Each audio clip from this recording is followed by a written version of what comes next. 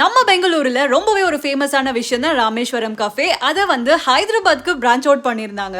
உள்ள என்டர் ஆகும் போதே பார்த்தா இன்டீரியர்ஸ் எக்ஸ்டீரியர்ஸ்லாம் வேற லெவல்ல இருக்கு. ஆனா உட்காரத்துக்கு தான் சேர் இல்ல. என்னமோ இந்த கஃபே ஃப்ரீ ஃபுட் கொடுக்குற மாதிரி க்ரௌடு அலமோதுது. க்ரௌட பார்க்கும் போதே எனக்கு பசி வந்து ஃபுல்லா போயிடுச்சு.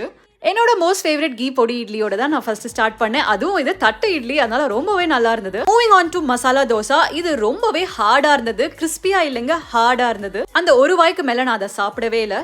நெக்ஸ்ட் நம்ம ஒரு ஃபேமஸ் குழி பணியாரம். இந்த பணியாரம் நல்லா இருந்தது.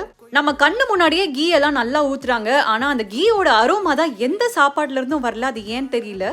ஊத்தாப்பமும் ஓரளவுக்கு ஓகேவா தான் இருந்தது. ஆக மொத்தத்துல ஹைதராபாத்ல இருக்க ராமேஸ்வரம் கஃபே ஒரு தடவை தான் விசிட் பண்ண முடியும். அதுக்கு மேல எனக்கு வர்த் இல்லைன்னு தோணுச்சு. என்னதான் இருந்தாலும் ராம்கி பண்டியில வர தோசை மாதிரி கிடையாதுங்க.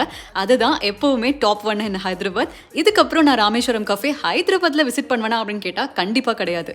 பாய்.